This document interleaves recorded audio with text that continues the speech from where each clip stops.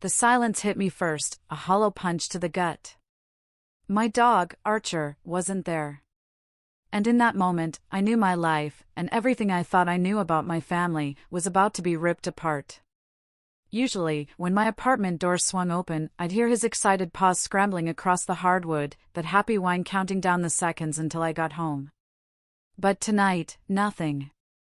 Just the stale air of a space that suddenly felt utterly foreign. Archer? I called out, my voice echoing through the quiet living room as I dropped my bags. Boy, where are you? My mom, Eleanor, emerged from the kitchen, wiping her hands on a dish towel. Her expression was carefully neutral, and that should have been my first warning. After 26 years, I knew those subtle tells that preceded her big announcements. She'd been staying with me for 2 weeks while her kitchen was renovated. We need to talk, she said, gesturing toward the couch. My stomach dropped. Those 4 words never led anywhere good.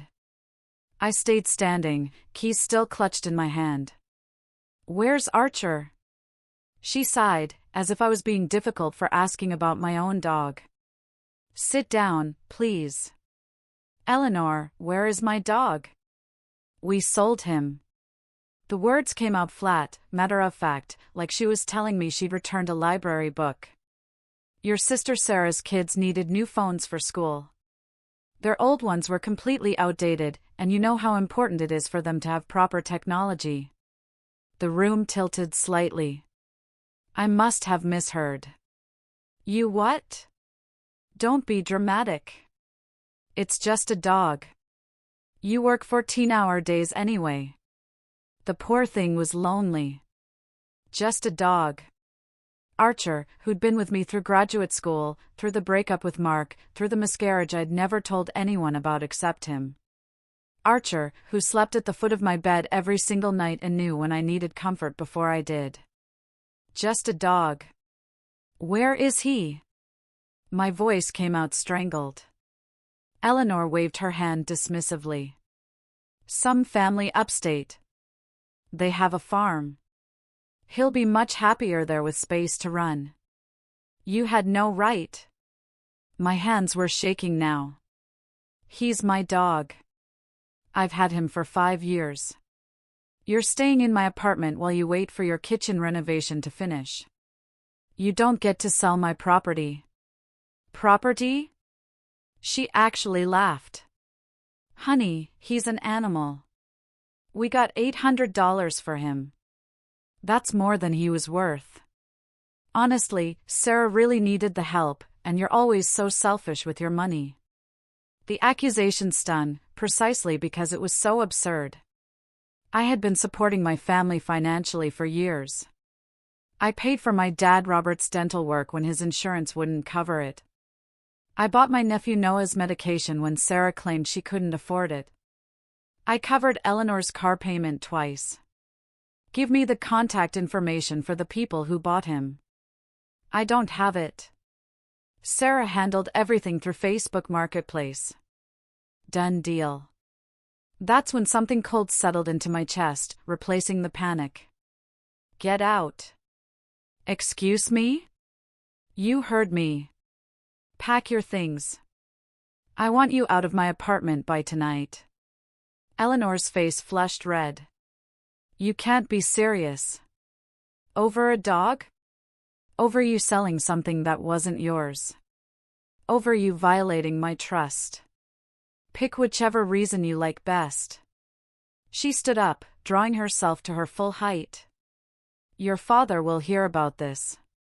Tell him whatever you want. Out. Now. I walked to my bedroom and shut the door before she could see me break. Sitting on the edge of my bed, I pulled up my phone with trembling fingers.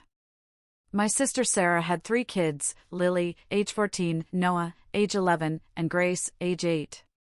A quick check of her Instagram showed all 3 holding brand new iPhones in a post from earlier that day. Thanks to the best aunt ever, the caption read. Except I hadn't bought those phones. I opened my laptop and logged into Facebook, searching through marketplace listings. It took 40 minutes of scrolling through dog sales in the tri-state area before I found him. The posting was from Sarah's account. Golden Retriever mix, 5 years old, fully trained, great with kids, $800.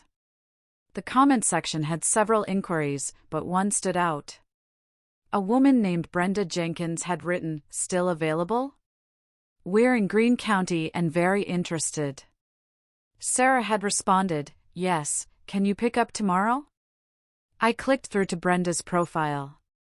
Her page was public, filled with photos of her farm, her 3 children, and several other dogs. At least Archer had gone somewhere decent.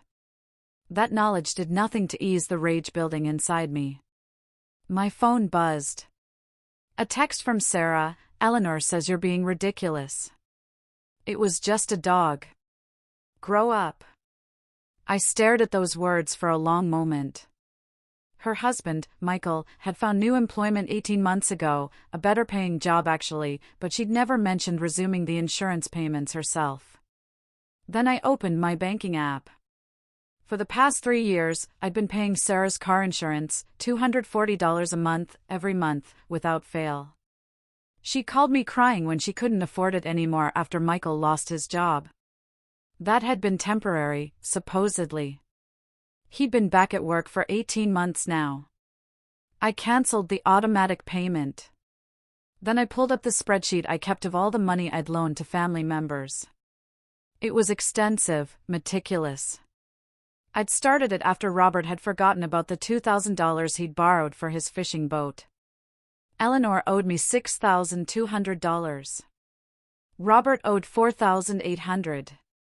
Sarah owed $13,200, $8,640 for the car insurance I'd been paying for 3 years, plus another $4,500 in various emergency loans that had never been repaid. None of them had ever mentioned paying me back. I'd never pushed for it because family was supposed to help each other.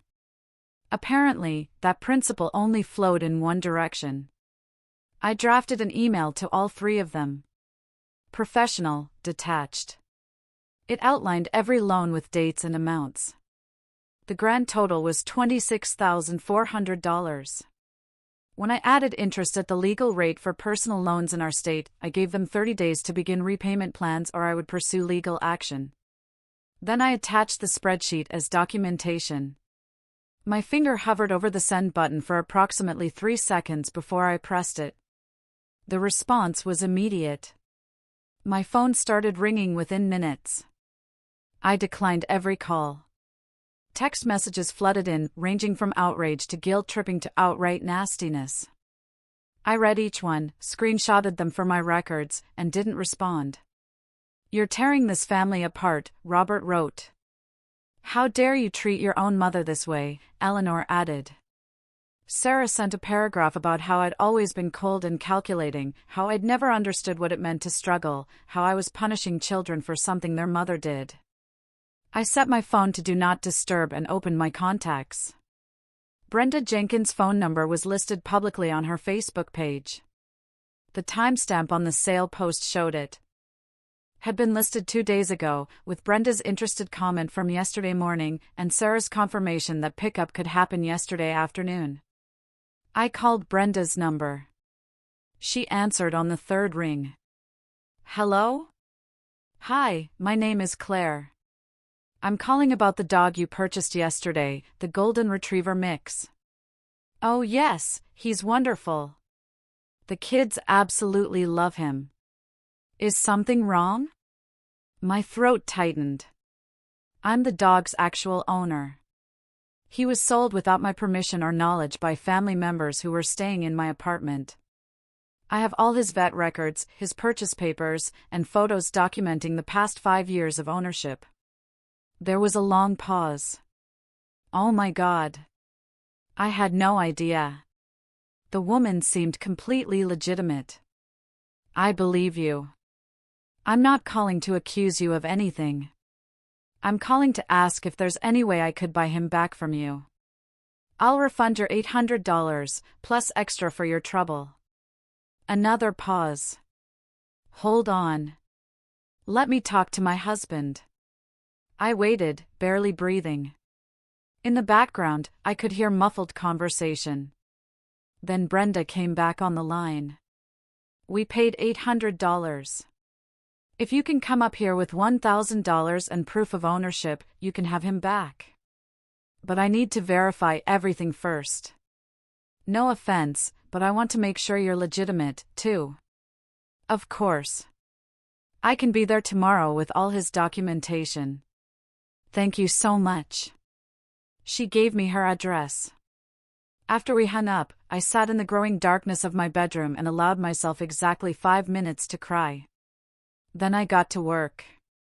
I emailed Archer's vet's office, requesting copies of all his records. I gathered his puppy photos, his adoption papers from the rescue organization, and the microchip registration that listed me as his owner. I took screenshots of every photo I'd ever posted of him on social media, timestamped and dated. Eleanor was still in the apartment. I could hear her on the phone in the guest room, her voice rising and falling dramatically. Probably calling relatives to complain about my behavior. Let her. I was done caring about their opinions. I sent a quick email to my building's property manager, Maria, explaining that I needed my mother removed from the authorized visitor list effective immediately due to a family emergency. I'd follow up with formal documentation in the morning, but needed the verbal authorization revoked tonight. I knew Maria worked late. She had mentioned her evening admin hours multiple times, and sure enough, she responded within 20 minutes, confirming the change was made in the system. I booked a hotel room for the night and started packing a bag. While throwing clothes into my duffel, I found one of Archer's toys wedged behind my dresser, a squeaky rubber bone he'd loved as a puppy. The sight of it made my hands freeze mid-motion. How many times had I watched him carry that thing around, so proud of his treasure? How many evenings had we spent playing tug-of-war with it after long days at work? My phone rang again.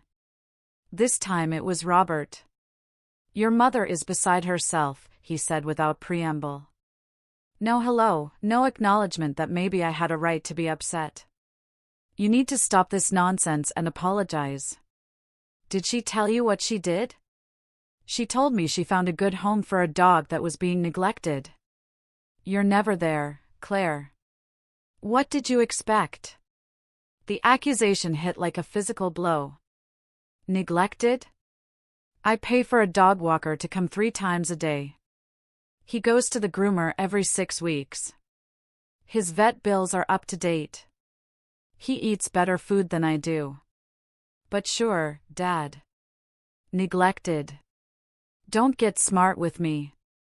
We raised you better than this. You raised me to stand up for myself. Funny how that only applies when it's convenient for you." He sighed heavily, the sound of a man who thought he was dealing with an unreasonable child. "Your sister is struggling. Her husband's income isn't what it used to be. Those kids needed phones for school. You have plenty of money. Her husband makes more now than he did at his old job. Sarah told me that herself 6 months ago. And those aren't school requirement phones. Those are iPhone 15 Pros." I checked her Instagram. There was a pause. Well, they still needed them. There it was. The core assumption that had governed our family dynamics for years: I had plenty. Therefore, I owed them whatever they decided they needed. "I'm hanging up now," I said quietly. "When you're ready to have an actual conversation about boundaries and respect, you know where to find me." "Claire, don't you dare." I ended the call and blocked his number. Then Eleanor's. Then Sarah's. Every extended family member who'd sent me a nasty message got the same treatment. The silence that followed felt like oxygen after being underwater too long. Before I left, I walked to the guest room door. "I'll be gone tonight," I said through the wood. "You need to be out by the time I return tomorrow evening. If you're not, I'll have the police remove you for trespassing." "You wouldn't dare." "Try me." I drove to the hotel and checked in. The room was generic and impersonal, but it was mine. No one could touch my things here. No one could violate my space. My phone continued buzzing with messages. Extended family members were getting involved now. Aunt Carol and Uncle Frank, people I hadn't heard from in years, suddenly had opinions about my character. Apparently, I was selfish, cruel, heartless, and a disgrace to the family name. One message from Aunt Carol stood out: "Your Grandma Betty would be ashamed of you. Family sticks together no matter what. You've become a cold person, Claire. Money has changed you." The irony was suffocating. Grandma Betty had been the one who taught me to stand my ground. She'd worked 2 jobs her entire adult life, raised 4 kids alone after Grandpa died, and never let anyone push her around. She told me once, sitting in her kitchen over tea, "Don't ever let people mistake your kindness for weakness, sweetheart. The moment you do, they'll drain you dry and blame you for being empty." I typed out a response to Aunt Carol. Grandma Betty also told me that respect is a two-way street. She would have been ashamed of all of you for stealing from me and calling it family love. But I deleted it before sending. They didn't deserve my energy or explanations. Instead, I opened my email and drafted a message to my building's property manager. I explained the situation professionally and requested that Eleanor be added to a list of people who were not authorized to enter the building or my apartment under any circumstances. Maria, a no-nonsense woman who dealt with her own family drama, responded within the hour, confirming it was handled.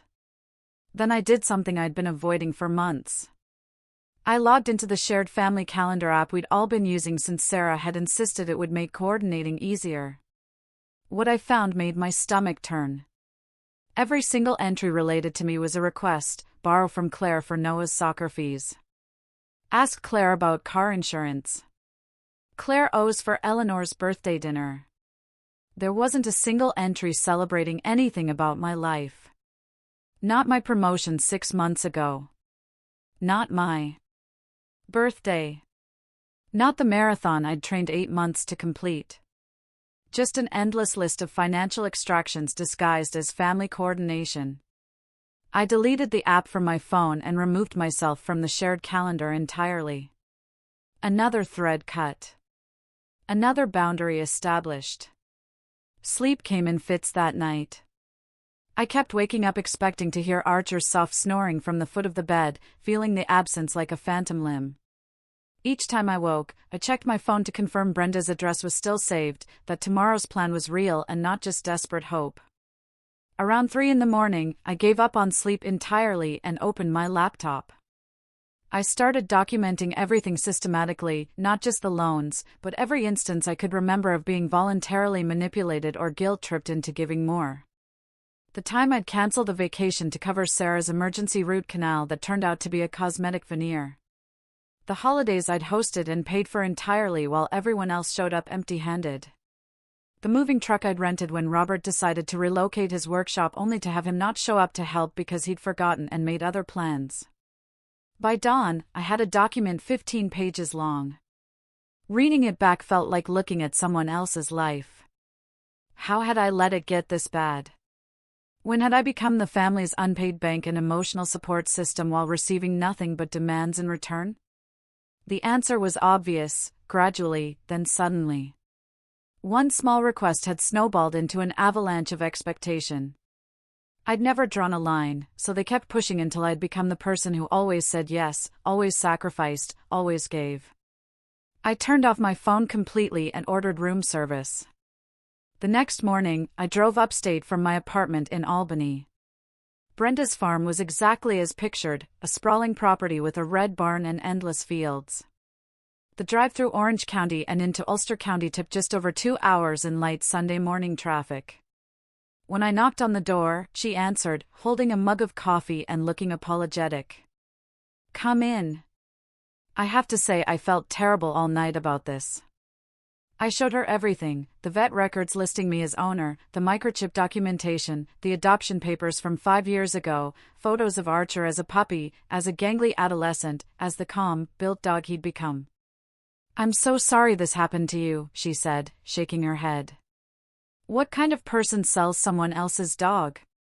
The kind who thinks $800 is worth more than integrity." She called for Archer. He came bounding in from the backyard and froze when he saw me. For a moment, he seemed confused, like maybe he was imagining things. Then he launched himself at me with a force that nearly knocked me over. I buried my face in his fur and felt something inside my chest unclench. "Hey, buddy. I've got you. We're going home." Brenda refused to take the full $1,000. $800 is what we paid. That's all I'll accept. I'm just glad he's going back to his real owner. The drive home took just over 2 hours in the midday traffic. Archer sat in the passenger seat, his head on my lap the entire way. Every few miles, I'd reach down to scratch behind his ears just to confirm he was really there. Halfway through the drive, I pulled into a rest stop. Archer needed water, and I needed to decompress from the emotional whiplash of the past 48 hours. We sat at a picnic table under a massive oak tree, him lapping at his portable water bowl while I sipped terrible vending machine coffee. An elderly woman walking a small terrier smiled at us. "Beautiful dog. What's his name?" "Archer. He looks very happy to be with you. We've been separated for a couple days. I'm just bringing him home." She nodded knowingly. Dogs remember who loves them. My Pepper here, she was a rescue. Took me 3 years to track her down after my ex-husband stole her during our divorce. Best 3 years of searching I ever spent. We talked for 20 minutes about the lengths people go to for their animals. About the family we choose versus the family we're born into. She told me about her children who'd sided with her ex-husband, who hadn't spoken to her in a decade. "Some relationships are meant to end," she said simply. "That doesn't make you the villain.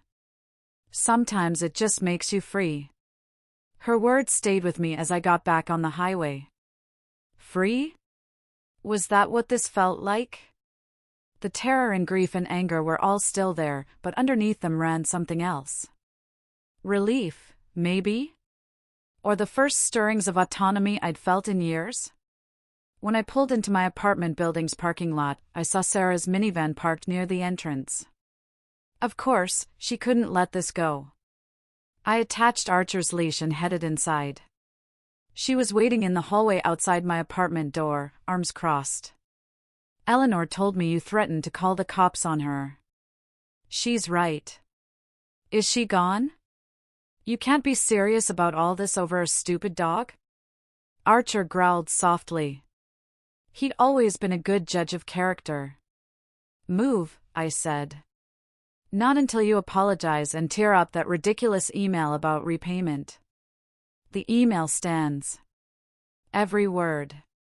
Now move or I'll call building security." She grabbed my arm as I tried to pass. "You've always thought you were better than us.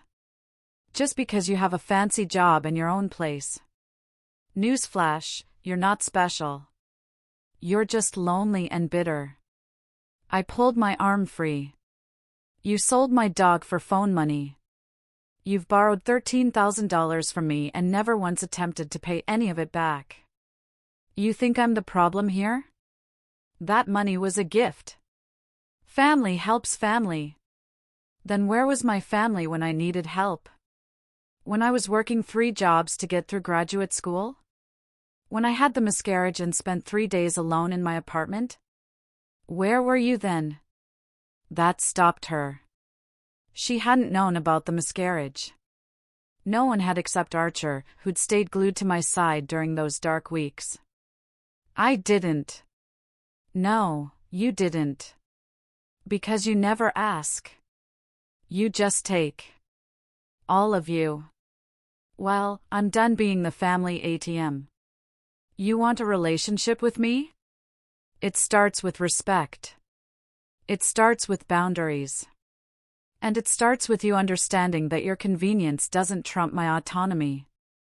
I unlocked my apartment door. Eleanor's things were gone. Good. "The loans are legally documented," I continued. "I expect repayment plans from all 3 of you within 30 days, as stated in the email. If I don't receive them, I'll file in small claims court. Have a good day." I shut the door in her face and locked it. Through the wood, I heard her sputter something indignant, but her footsteps eventually retreated down the hallway.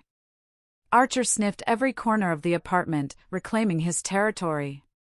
I filled his water bowl, gave him fresh food, and sat on the floor while he ate.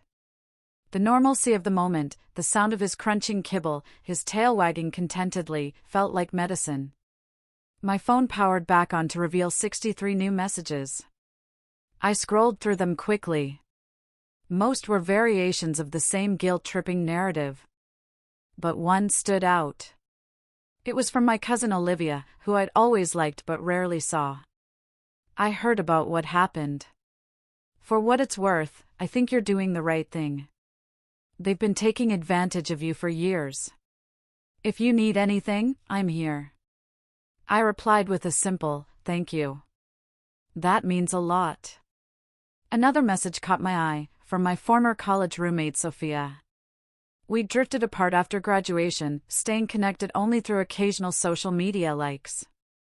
Hey, stranger. Heard through the grapevine what's going on with your family. Just want you to know I went through something similar with mine 3 years ago. If you need to talk to someone who gets it, I'm around. I called her immediately. We talked for 2 hours.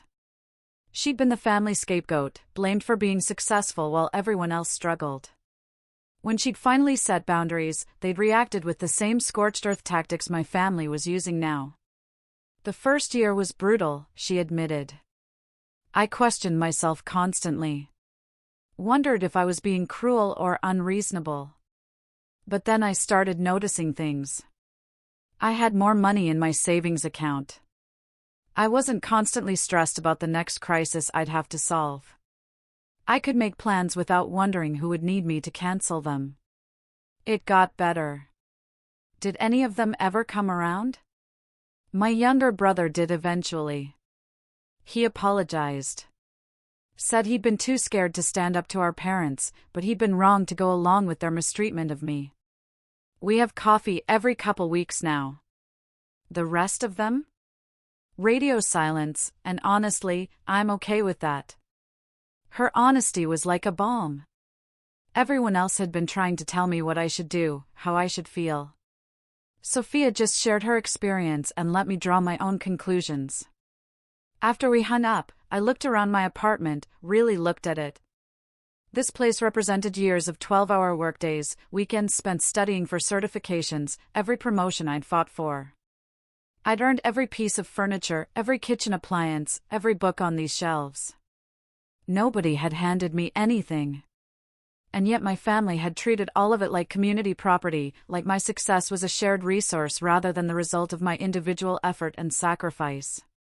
The entitlement was staggering once I allowed myself to see it clearly. I pulled out a notebook and started writing. Not documenting this time, but processing. What do I want from my family? I wrote at the top of a page. The answer came surprisingly easily: respect, reciprocity, acknowledgement that I'm a person with my own needs and limitations, not their emergency fund, not their backup plan, just their daughter, their sister, someone worthy of consideration. The second question was harder. What am I willing to accept? I sat with that one for a long time. Eventually, I wrote apologies that demonstrate understanding of why their actions were wrong. Concrete changes in behavior. Time to rebuild trust gradually. Anything less is just more words covering the same old patterns. Over the next week, things escalated. Eleanor managed to call me from someone else's phone before I realized who it was, and she screamed about how I humiliated her in front of her church friends. Robert sent an email explaining that family doesn't operate on transactional relationships and I should be ashamed. Sarah posted a vague Facebook status about toxic people who abandon their families over minor disagreements. I documented everything. Every threatening message, every guilt trip, every attempt at manipulation. My lawyer, David, because yes, I hired a lawyer, was impressed by my organization. This is actually good for your case, David said during our consultation. It demonstrates a pattern of financial exploitation and emotional manipulation. If they refuse to negotiate repayment, you have grounds for 3 separate small claims filings, one for each defendant. The amounts are all under the $15,000 limit for small claims in our jurisdiction.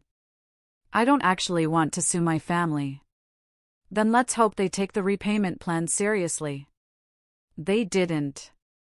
The 30-day deadline came and went with no response from any of them. I filed 3 separate small claims cases, one against each family member for their respective amounts. The paperwork took an entire Saturday to complete properly. The reaction was nuclear. Robert called me from my childhood home, the one I helped them avoid foreclosure on 2 years ago, and told me I was no longer welcome there. Eleanor sent a certified letter disowning me. Sarah started a whisper campaign among extended relatives, painting me as a vindictive narcissist who attacked her children. The certified letter arrived on a Tuesday. I signed for it with shaking hands, already knowing what it would say. Eleanor's handwriting covered 2 pages of cream-colored stationery, the fancy kind she saved for special occasions. Apparently, disowning your daughter qualified. You have become a stranger to me, it began. The Claire I raised would never abandon her family in their time of need. You have shown your true colors, and they are uglier than I could have imagined. Don't bother coming around for holidays or family gatherings. You are not welcome. You have made your choice, and now you'll have to live with it. I hope your money and your dog keep you warm at night since you clearly value them more than your own flesh and blood. It went on like that for another page and a half, accusations wrapped in martyrdom, guilt trips disguised as grief. I read it once, filed it with my legal documents, and didn't respond. What was there to say? She'd written her own narrative where she was the victim and I was the villain. No amount of explaining would change that story. Sarah's whisper campaign was more creative. She posted in several family Facebook groups about her heartbreak over my behavior, carefully omitting any details that might make her look bad. No mention of selling Archer. No acknowledgement of the $13,000 in unpaid loans. Just vague references to her generous sister who changed and how she was protecting her children from toxic influences. The comment section filled with relatives offering support and calling me everything from selfish to satanic. Aunt Carol wrote a particularly venomous paragraph about how education had ruined me, made me think I was better than everyone else. Uncle Frank chimed in about how young people today had no concept of family loyalty. My cousin Olivia sent me screenshots of it all. Just so you know what they're saying. You don't have to read it if you don't want to. I read every word. Let the poison wash over me. These were people who'd smiled at me at Christmas, hugged me at graduations, told me they were proud of my accomplishments. Now, they were gleefully participating in my character assassination based on one-sided stories and deliberate omissions. How are you doing? Olivia texted. That's a lot to process. Honestly, it hurts less than I expected. Maybe because I'm finally seeing them clearly. That's growth. Painful, but real. She was right. The betrayal stung, but underneath the pain ran something solid, certainty. I'd made the right choice. These people had never valued me as a person, only as a resource. Their outrage wasn't about losing their daughter or sister. It was about losing their ATM. I showed up to every court date with my documentation. The 3 cases were scheduled across 2 months. Eleanor's first, then Robert's 3 weeks later, then Sarah's a month after that. The judges ruled in my favor across the board. Payment plans were established. When the first payment from Eleanor's plan didn't arrive on schedule, I filed for wage garnishment 2 months later as the court order allowed. The same happened with Sarah 4 months down the line when she missed her 3rd consecutive payment. The first hearing was surreal.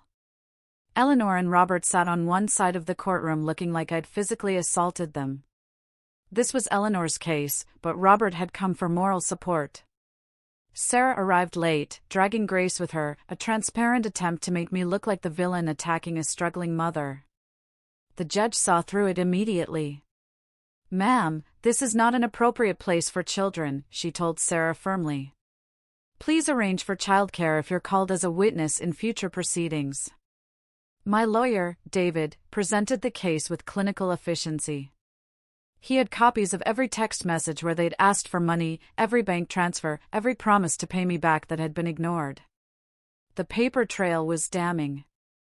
Your Honor, David explained. My client has provided over $26,000 in loans to her family members over 3 years. Despite repeated requests for repayment, she has received nothing. Furthermore, property belonging to her was sold without permission while she was away from her residence, with the proceeds going to family members who owed her substantial sums. Robert's lawyer, a friend doing him a favor, clearly not experienced in civil court, tried to argue that these were gifts, not loans. David produced text messages where each family member had explicitly promised repayment. I'll pay you back next month, from Sarah. Just need to borrow this, I'll settle up soon, from Robert. Consider it a loan until we get back on our feet, from Eleanor. The judge reviewed everything with an expression of growing disapproval. When she looked up, her gaze settled on my parents and sister. I see a clear pattern here of financial exploitation, she said. These were loans, documented and acknowledged. The defendants claim that these were gifts is contradicted by their own written statements. Payment plans will be established, and failure to comply will result in wage garnishment. Sarah actually gasped. Eleanor started crying. Robert stared at me like I'd transformed into something monstrous. None of them seemed to grasp that they'd done this to themselves. Outside the courthouse, Sarah cornered me by my car. How can you do this to us? We're struggling, Claire. Actually struggling. Not everyone has it as easy as you. Easy? The word came out sharper than I intended. You think any of this was easy? Working full-time while finishing my master's degree? 70-hour weeks trying to make partner, living on ramen and hope for years while building my career? I struggled too. You just never bothered to notice because you were too busy treating my bank account like a charity fund. That's not fair. Fair? You sold my dog. You took $13,000 from me. You've never once, not once, asked how I'm doing or what I need.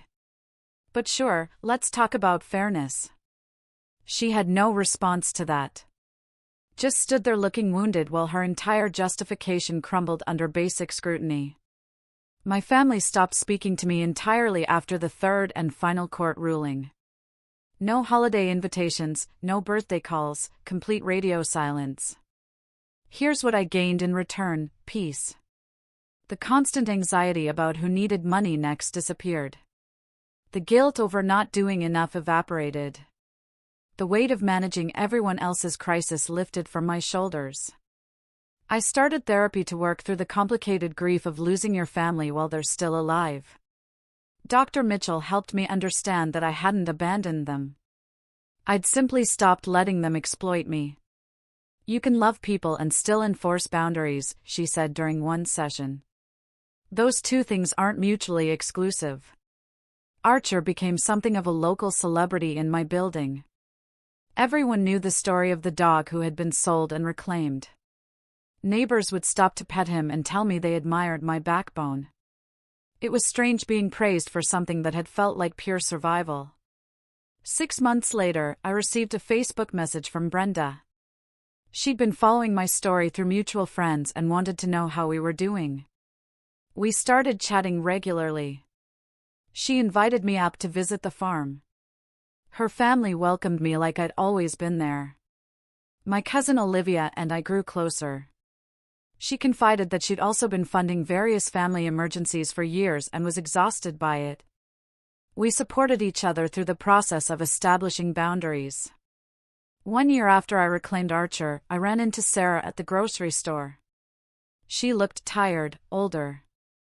She saw me and immediately turned her cart around, heading for a different aisle. Wait! I called out. She stopped but didn't turn around. I don't want to fight, I said. I just want you to understand something. I didn't do any of this to hurt you. I did it because you hurt me, and I needed to protect myself. She turned slowly. Her eyes were red-rimmed. Do you have any idea how hard things have been? We lost the house. Had to move in with Eleanor and Robert. It's been hell. I'm sorry you're struggling, but that's not my responsibility to fix. We're family. Family works both ways. You can't only show up when you need something. That's not a relationship. That's a transaction. Something shifted in her expression. Not quite understanding, but maybe the beginning of it. I didn't realize.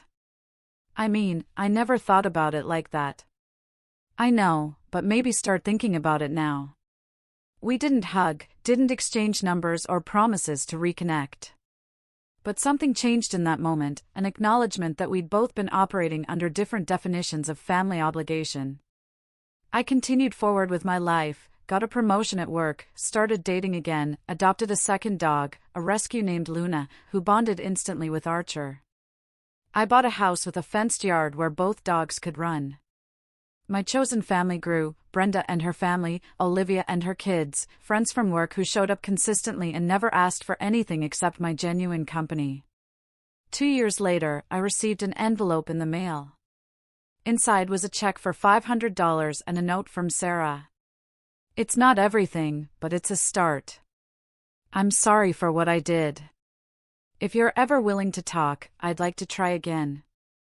On your terms. I sat with that letter for a long time. Archer's head rested on my knee while Luna sprawled across my feet. The afternoon sun streamed through the windows of my living room, my space earned and protected. Eventually, I picked up my phone and called Sarah. She answered on the first ring. I got your letter, I said. Oh. I wasn't sure if you would. Her voice cracked slightly. That's more than I deserve. Thank you. We met the following week at a neutral coffee shop. The conversation was awkward and careful, both of us navigating new territory. She asked about my life, actually listened. She told me about going to therapy, about realizing how much she'd justified taking from me. I told myself it was okay because you had more, she admitted. I never stopped to think about how hard you'd worked for what you had or how much you'd already given us. I needed to hear that. I know. I'm sorry it took me so long to say it. We didn't fix everything in that one conversation. We didn't suddenly become close again, but we created a foundation for something healthier, something based on mutual respect rather than one-sided obligation. Eleanor and Robert never apologized, never acknowledged their role in any of it. That's okay. I made peace with the fact that some relationships stay broken, and that's not my failure to carry. 3 years after the day I came home to find Archer gone, I'm sitting on my back porch watching both dogs play in the yard. The sun is setting, painting everything golden. My phone buzzes with a text from Brenda inviting me to her daughter's graduation party. Another from Olivia asking if I want to grab dinner this weekend. This is what family looks like when you build it yourself. When you choose people who choose you back. When respect and care flow in both directions instead of pulling in one place until someone drowns in everyone else's needs. Archer trots up the porch steps and lays his head in my lap, exactly like he used to do before everything changed. Luna follows, jealous of the attention, and wedges herself between us. Yeah, I know, I tell them both. We're okay now. We're home. Have you ever had to choose yourself over the family you were born into?